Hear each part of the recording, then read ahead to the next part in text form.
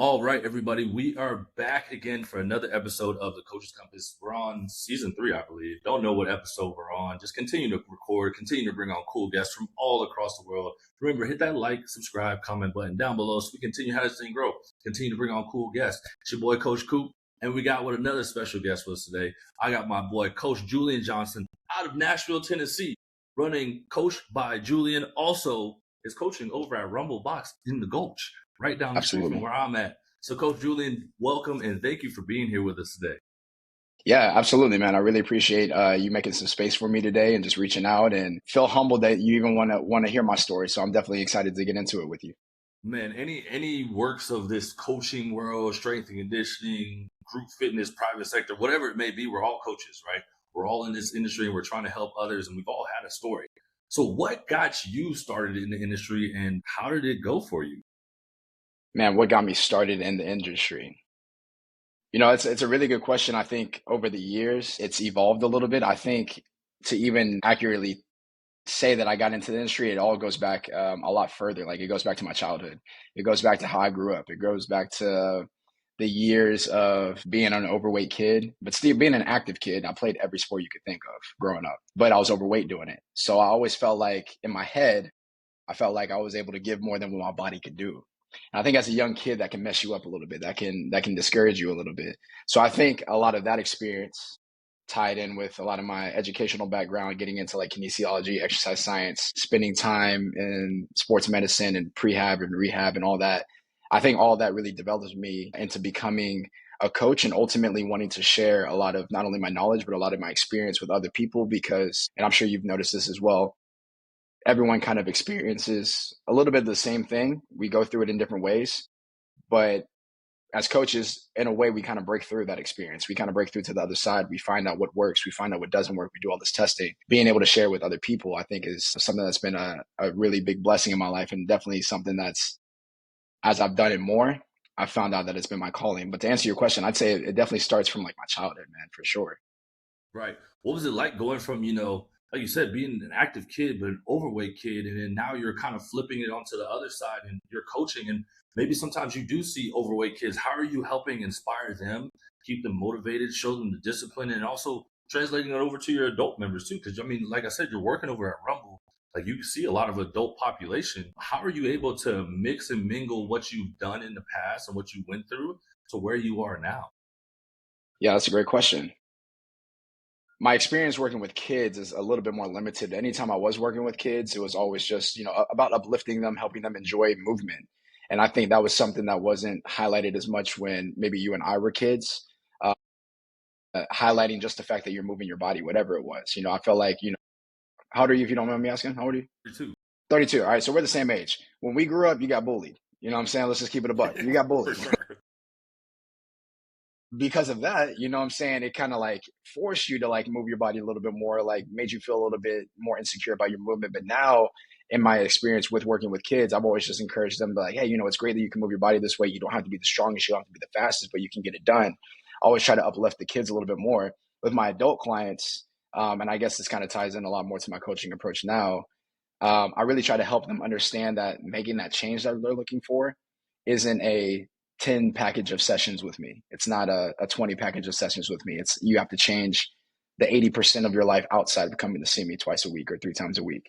You have to change how you approach maybe having a poor weekend and wanting to get back on track. You know what I'm saying? You have to be able to manage those highs and lows and understand that progress isn't linear. You're going to have ups and downs. Life's going to hit you across your face and you're going to have to adjust.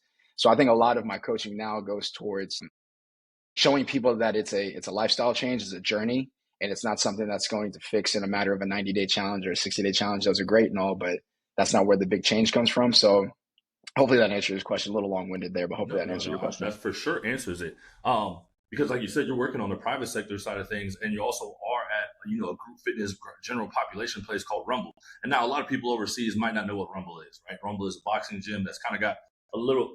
I won't even explain it. I'll let you explain it yourself. But what is it like getting people in that are coming in for those 30-day, 60-day, 90-day challenges? And then also on top of that, balancing your own business too that you're running in clients. So how is it working with the two separate sides, but still a lot of general population? Yeah, absolutely. Yeah. So for your audience, for anybody watching, it's Rumble is a international fitness brand, and they're owned by a larger brand now called Exponential. But it's a group fitness class, and our main thing is boxing and strength training.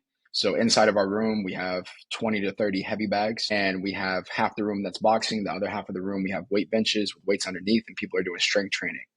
As the trainer on stage, you're directing both sides of this class. So I'm telling what the strength side to do, coaching and cueing the bag side, and I'm doing all this simultaneously. So you're navigating a room of up to 40 people at a time, and that's been something that's really new for me. I don't have an extensive fitness or group fitness background, so when I jumped into it, it was brand new for me. Being on stage, having a microphone, having this big spotlight on you as you're taking this group through this really fun, exciting workout, it was new for me. It took a little bit of time to get comfortable being on that stage, being yourself and being authentically who you are, because ultimately that's what people want to see. So that took me a little bit of time to navigate that space and to better understand. Luckily, I had a lot of great mentorship through the brand and a lot of people that I could call on to help me out. And to balance that with what I do on my own one-on-one training and my own online coaching, it took some work as well, because there were times where you're burning it at both ends, especially as trainers. You know, we're from sunrise to sunset, we're using our body.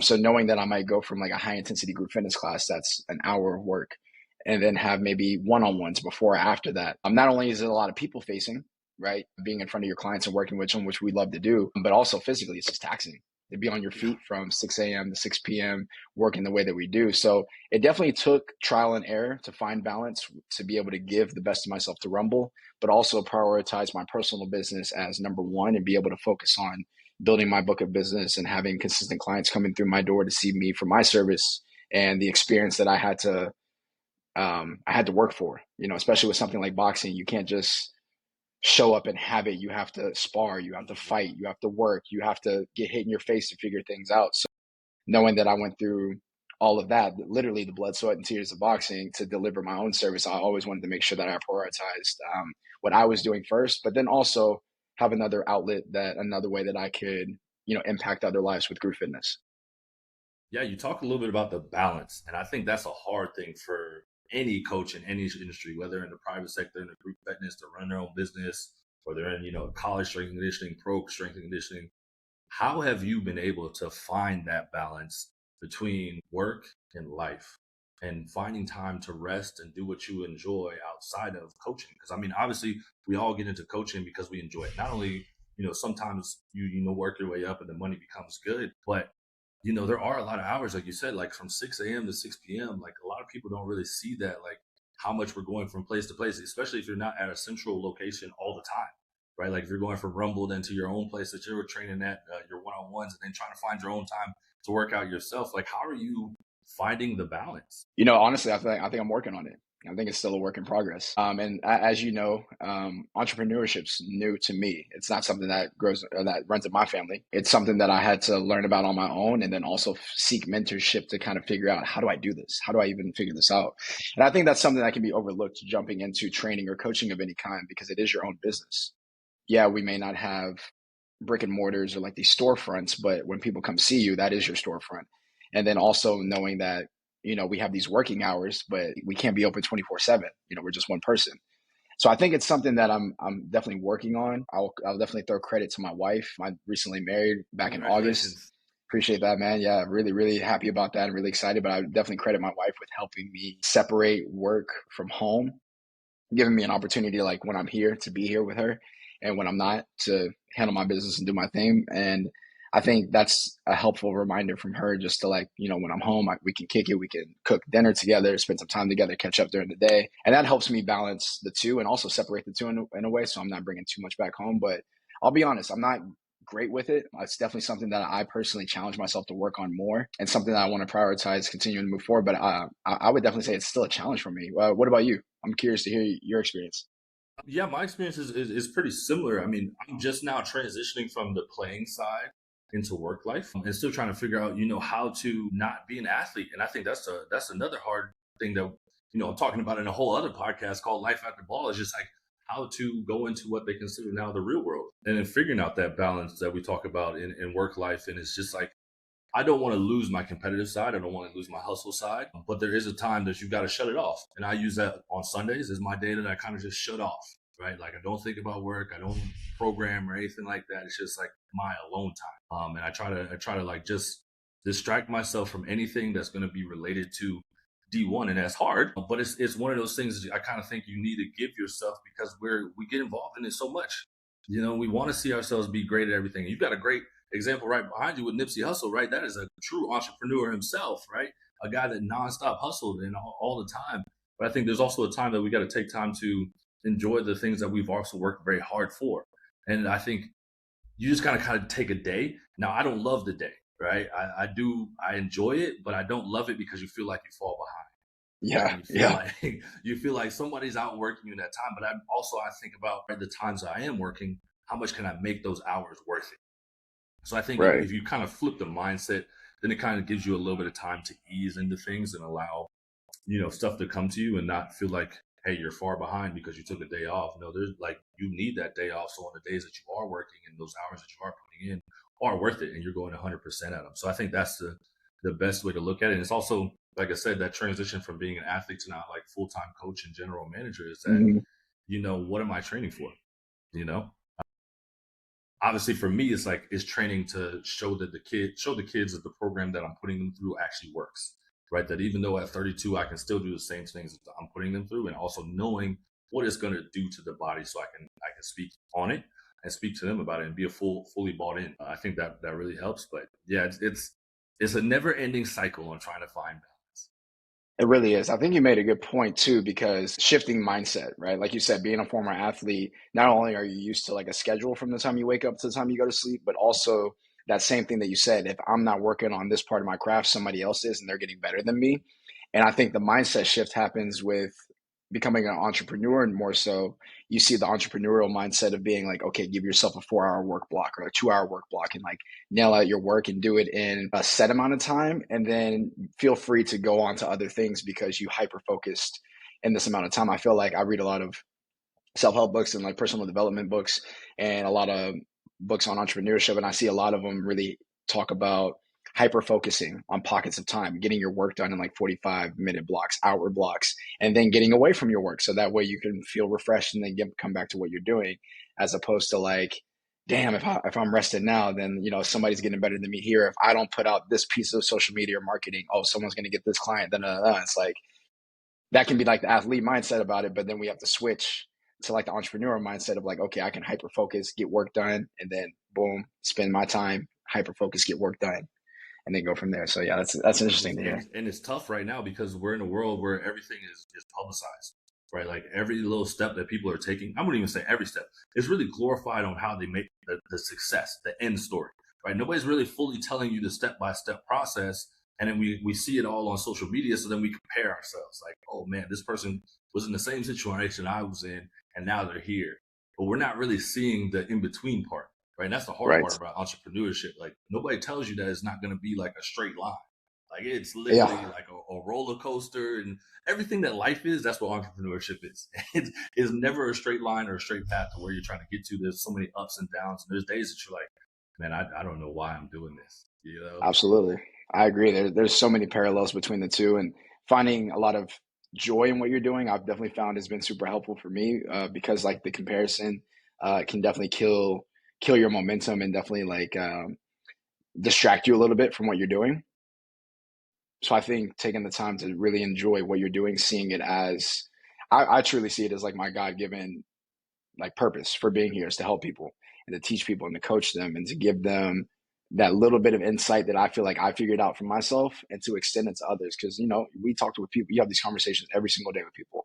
The most simple, easy thing that we do every single day takes the most gut wrenching work for some people to do. You know what I'm saying? And knowing that, it kind of makes it like feel like, damn, I kind of have this superpower that other people like will not only pay me for, but really appreciate it and will ultimately have a huge impact on their life. So even really tapping into the joy of what you're doing, I feel like can help out with fighting maybe some of that, the comparison.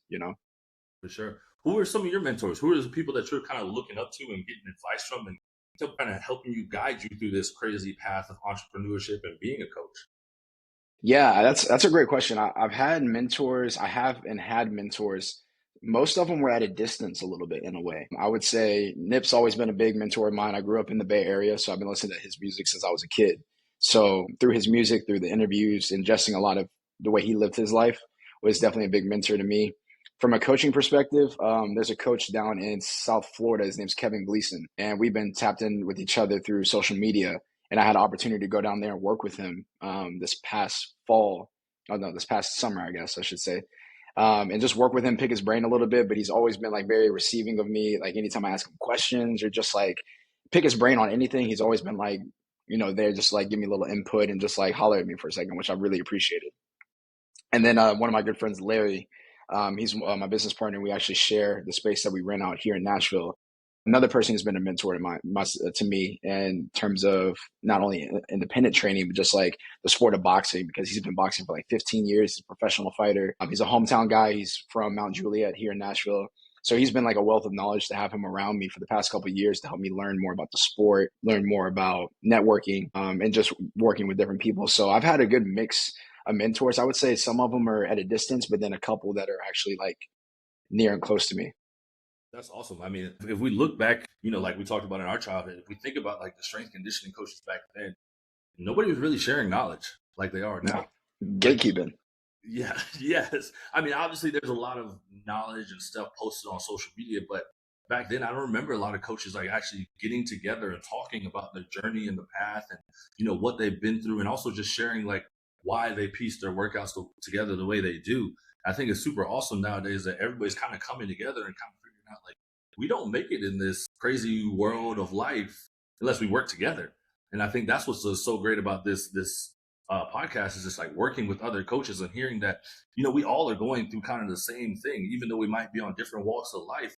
We're all doing this coaching thing, and we have that imposter syndrome. We have that doubt of like, was that program the right one that we ran? Like, did we put our athlete in the best situation possible? But then like you get those success stories and you're like, all right, like, yeah, I'm doing what I need to be doing. And like, even with entrepreneurship, you know what I mean? Like, are there days that other guys are going through being broke and like still trying to, find clients and everything? And then how did you make it a success? Like there's so many people that are going through the same stuff though. So it's awesome to hear that like you have your own mentors, but other people are also just sharing these stories.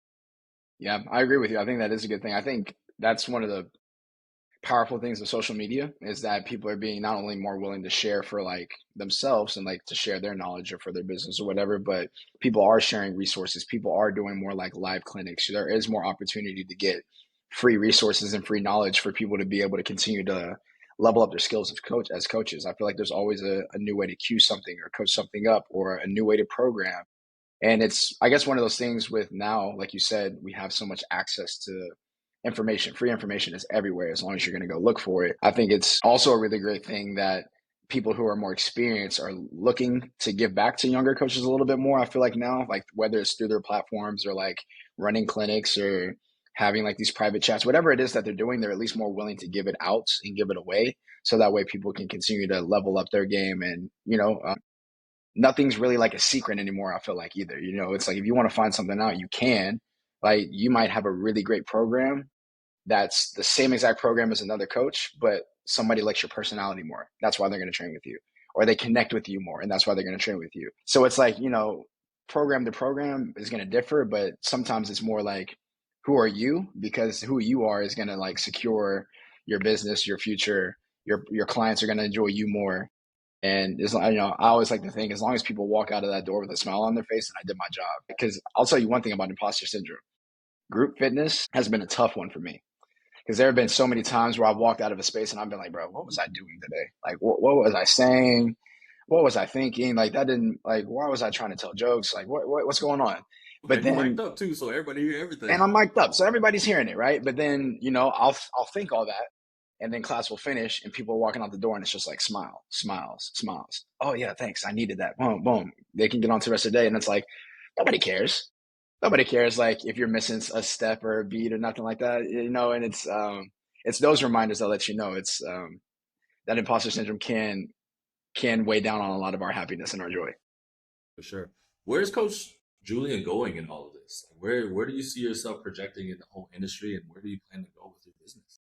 So for me, I've always had a vision of being able to own and operate my own space. I think a lot of coaches definitely see that as being like one of their end goals. And I won't speak for everybody, but I think a lot of people do want to have their own space where they can train and work and interact with their clients. And I do, in the grand scheme of things, see that being my reality, having a space where I'm working with my clients, having a space where younger trainers can build up their clientele and build up their business in a good environment for them to do it, where they learn about paying rent, where they learn about managing clients, where they learn about all the things that we have to learn about on a day-to-day basis. So I see it being like, a full approach to wellness, but I would ultimately like to see myself owning and operating a space privately, nothing too big, nothing too crazy. But that's definitely what comes to mind. And yeah, I'd say that. I'll say that right there. And in terms of the vision for that, I definitely see it being something not just training, but I would love for it to be like a wellness space where people can come in and maybe get financial advice, or maybe come in and get mental health advice, and then maybe come in one day and see a chiropractor or a physical therapist, and then maybe another day they come in and they want to box. So seeing a lot more than just our physical health, but a full, I guess, a comprehensive view of health under one roof. I love it. Like Nipsey said, you got to put it in motion. Hey man, yeah. So one question we had from one of our former guests that I wanted to ask is, are you training yourself? Why are you training yourself? And what are you trying to find out of that training? Yes, I'm definitely training myself every week. I have a structured training plan that I go through for myself. It's a mix of strength training and boxing. I would say the strength training is for my longevity, to keep my body strong. Holding mitts, moving around with my clients, letting people hit you with the body protector on, it takes a toll on your body. So the strength training is kind of to build my body armor to be able to deliver my service. But it's also for my own personal health reasons. I have fitness goals that I want to hit for myself. I have a certain level of strength I want to maintain. I have a weight where I feel comfortable, a percentage of body fat where I feel healthy at, and aligns with my blood work as well. So I want to maintain those goals by strength training. I do the boxing because I love it. I will never stop boxing. I'll always train boxing. Not only is it a therapeutic release for me, but it's a sport that you can never master. And if you look at it that way, you'll always have fun with your training. So there's always something to work on. There's always something to do. So the strength training and the boxing, but I would say the strength training is definitely for my body, for my health. The boxing is for continuing to keep my practice sharp, because again, I'm delivering this to people. And as much as I love the sport, I respect the sport more. So anybody I work with, I want them to be a reflection of like how I teach the sport. So I don't want to see anybody out here doing, crazy hooks and punches and being super off balance. Everyone has to put their work in and their time in to get good with the sport. But I always like to make sure that I give everybody a good foundational base that they can build off and have an understanding of like the sport. Because at the end of the day, I definitely want to respect boxing and what it is, because I have a huge amount of respect for it, a huge amount of love for it. So when I'm delivering it to people, I always want to deliver it to them the right way, so that way they can build on it as much as they want if they have a good foundation. I love it. There was one more question I believe you said. What are you trying to find? Oh, what am I trying to find by doing my training? Yeah, Ultimately, for me, I just want to find the best version of myself, mentally, physically, spiritually, and I feel I find a lot of that through training my body, because in that same way, you're training your mind as well, and you're going to find out things about yourself when you don't want to wake up early, when you don't want to go to the gym, when it feels extra heavy today. You're going to find out a lot about yourself in those moments. So yeah, I think for me, it's to find out that best version of myself. what is something you would want us to ask our next guest? Something I want you to ask your next guest. I like this question. Well, this might be cliche and it might have already been asked before, but I would want you to ask your next guest, what is something that they know now that they wish they could tell themselves when they first got started? Just one piece of advice that they know now, however many years they are into coaching, that they wish they could tell themselves when they first got started. Got it. And what would you tell yourself? You know what I would tell myself? I would tell myself to have more conviction in the very beginning. I think I grappled a lot with the imposter syndrome, stepping from like a corporate world into training full time and being an entrepreneur. There's definitely a lot of times early on where I was doubting myself and I didn't know if I had something to give to the space and be able to offer to people. So I would tell myself just to have more conviction in what I was doing, the experience that I had, the work that I put into myself up to that point, and just trust that, one step at a time, you're going to get it done. There it is, Coach. And that is it for today. Coach, you got to tell us when you're coaching some classes so I can come by and check it out. right? Put the mitts on, check out some of the strength training you got going over there, because you're right down the street from me, man. So I got to come check you out. Absolutely. For private training, it's any day of the week. We can chat offline about that, and you can get it locked in. For Rumble, I teach at Rumble Tuesday mornings at 6 a.m., Thursday at 10 a.m. and 5:30, Friday at 6 a.m. and 12:15, and then my most popular class is on Sunday at 9:30 in the Gulch. Say less. All right, Coach. We appreciate you coming in. Appreciate you dropping some knowledge, and appreciate you dropping some gems for us today. And like Nipsey said, baby, the marathon continues. Hey, man, absolutely. Marathon continues. I appreciate you making the space and the time for me, and we'll definitely talk soon for sure, bro. Appreciate you. All right.